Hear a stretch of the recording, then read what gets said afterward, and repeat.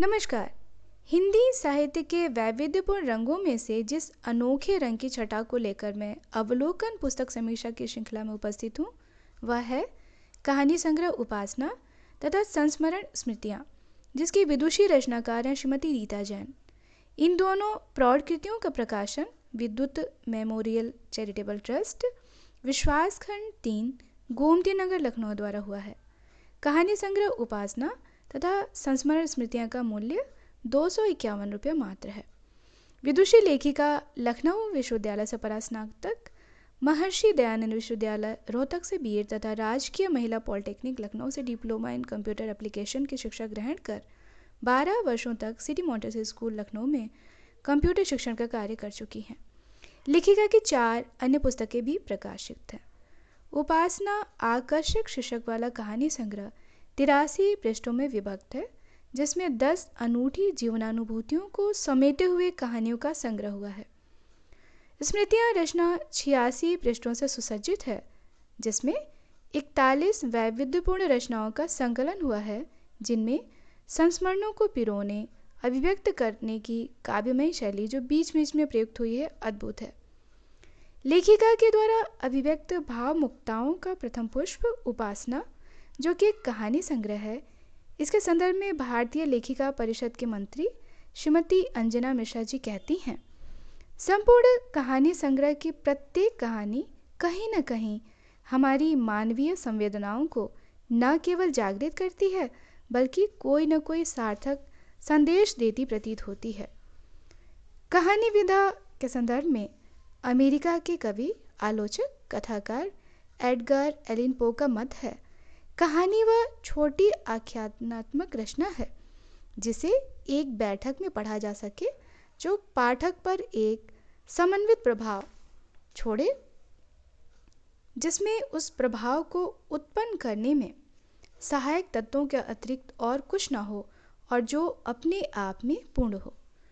उपासना मनोभावों रूपी जीवन के विविध पुष्प रूपी सुगंध को बिखेरती कहानी संग्रह जीवन के यथार्थ का बहान ही नहीं कराती, वरन जीवन जीने की कला भी सिखाती है। लेखिका कहती हैं, उपासना कहानी संग्रह मेरे अनुभवों और मेरी सोच का संग्रह है। इस कहानी संग्रह का प्रथम पुष्प है उपासना, विमी और सचिन की प्रेम कहानी, जो सामाजिक नियमों के हिसाब से अनुचित होकर भी निष्पाप और निष्कलंक था। क्या एक विवाहिता स्त्री का हृदय किसी के हृदय के साथ नहीं धड़क सकता? यही संवेदना जगाती यह कहानी बस मन यानी दिल की बात करती है, जो हर बंधनों से परे है। कुसुम कहानी की नायिका कुसुम, कुसुम अर्थात फूलों की तरह ही सुंदर है। इसका व्यक्तित्व भी पुष्पों के गुणों को धारण किए हुए है, जो निस्वार्थ भाव की प्रतिमूर्ति होता है। सदैव अपने गुणों और मर्यादा से सबको आनंद ही नहीं देता, वरन उसका संपूर्ण जीवन परहित में समर्पित होता है। कुसुम कभी भी अपनी मर्यादा नहीं तोड़ती और एक आदर्श नारी, पत्नी तथा माता के गुणों का संवहन करती पति के निरंकुश अहमवादी व्यक्तित्व के साथ भी सामंजस्य बिठाती उसके हर व्यवहार को सहन ही नहीं करती, मर्यादित रहते हुए राकेश से विवाह भी नहीं करना चाहती। इस तरह से पवित्रता, मर्यादा और नैतिकता तथा वैवाहिक संबंधों के प्रति मर्यादित और सौहार्दपूर्ण आचरण की सीख भी हमारे समाज को दी जाती है। चरित्रहीन एक ऐसी कहानी का सृजन कहानीकार द्वारा किया गया है, जिसमें स्त्री होकर भी आप एक ऐसी स्त्री के बारे में वर्णन करती है जो अपने चरित्र को धूमिल कर न मात्र समाज में निंदनीय है, वरन अपने पति के अपार निश्चल प्रेम का भी अपमान करती है और उसके साथ विश्वासघात करती है, जिसका फल भी नियति द्वारा उसे ईर्ष्या के रूप में मिलता है और उसकी जीवन लीला ही समाप्त हो जाती है। भारतवर्ष की महानता का बखान करती कहानी कारवां न मात्र भारतीय संस्कृति, संस्कारों, नैतिकता, आचरण, रहन सहन की महानता का प्रतिपादन करती है, वरन विदेशों में नौकरी करके गौरवान्वित होने वाले भारतीयों को सचेत भी करती है, जो विदेश में रहना अपनी शान समझते हैं। आप भारतवासियों को अपने देश के कर्णधारों, अपने बच्चों को बचाने के लिए उन मूल्यहीन संस्कारों से जिनमें केवल अर्थ की प्रधानता है चिंतित भी जान पड़ती हैं। अंतिम पद्य में पंक्तियां लेखिका की अपने राष्ट्र के प्रति चिंता का भाव भी प्रदर्शित करती हैं। देश मेरे, मेरी जान है तू, मेरी शान है तू, मेरा अभिमान है तू, मेरा सम्मान है तू। पुत्री और पुत्र में भेदभाव की भावना को दूर करती कहानी बिटिया उस सोच को भी परिवर्तित कर नए आयामों को गढ़ती है, जिसके अनुसार पुत्र ही कुल का संरक्षक और माता पिता का सहारा हो सकता है। सिया एक ऐसी पुत्री का उदाहरण है जो अपने पिता को अपना लीवर प्रत्यारोपित करके भी अपने पिता की जीवन की रक्षा करती है। देर आए दुरुस्त आए, कामकाजी महिला पुरुष के आर्थिक स्तर में असमानता, रहन सहन में असमानता के कारण पारिवारिक संबंधों के असंतुलन को अभिव्यक्त करने के साथ ही वैवाहिक जीवन में सौहार्द और सामंजस्य बनाए रखने की भावना पर केंद्रित कहानी है। लड़की हूँ मैं कुछ भी कर सकती हूँ, इस शिष्य को सार्थक करती दिव्यांग मीरा का व्यक्तित्व सभी के लिए आदर्श है, जो अपनी उत्कट जिजीविषा से न मात्र डॉक्टर बन समाज की सेवा करती है, वरन संपूर्ण जीवन उसका मानवता और परोपकार हेतु ही समर्पित प्रतीत होता है। एक माँ की अपने बच्चों के सुंदर भविष्य निर्माण और इसके फलीभूत हो जाने पर जीवन में मिलने वाले उसके एकाकीपन की वृद्ध पीढ़ी की समस्या को प्रदर्शित करती कहानी बुढ़ापा अंतर मन को उदास करती नई पीढ़ी को सीख दे जाती है कि वह अपनों की उपेक्षा ना करे, वरन उन्हें प्यार, देखभाल और स्नेह दे। वर्तमान समय में बड़ा रूप लेती समस्या को भी साहित्यकार यथार्थ रूप में प्रदर्शित करती हैं। माता पिता बच्चों के सुंदर भविष्य का निर्माण करते हैं और उनके स्वर्णिम भविष्य का निर्माण होते ही स्वयं उनसे दूर अकेले रह जाते हैं। यह वर्तमान समय की एक गंभीर समस्या है, जिसके बारे में विचार करने की भी आवश्यकता है। कहानी संग्रह अंतिम पुष्प में समाज को संदेश देते हुए कहानीकार की लेखनी चमत्कृत कर देती है।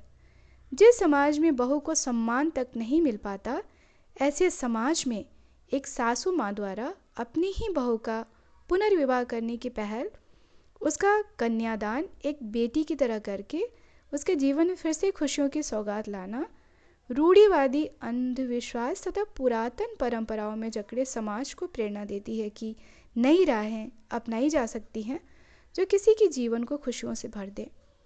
अन्य पुस्तक स्मृतियाँ लेखिका के संस्मरणात्मक प्रसंगों के साथ ही काव्य में उक्तियों का भी निदर्शन कराती हैं, जो आपके बहुमुखी प्रतिभा का परिचायक है। श्री दयानंद पांडे साहित्यकार की इस रचना के संदर्भ में कहते हैं, स्मृतियों को धरोहर बनाना अगर कोई सीखना हो तो रीता जैन से सीखे, फिर यह स्मृतियाँ तो साझी धरोहर हैं। काव्य में गद्यात्मक विधा युक्त संस्मरणात्मक इस पुस्तक का प्रथम पुष्प है। यह जरूरी नहीं जिसमें कवित्री नारी के गौरवमयी स्वाभिमानी स्वरूप को उजागर करती, इसके व्यक्तित्व के विविध आयामों को दर्शाती नारी जीवन की विशेषताओं को उजागर करती प्रतीत होती हैं।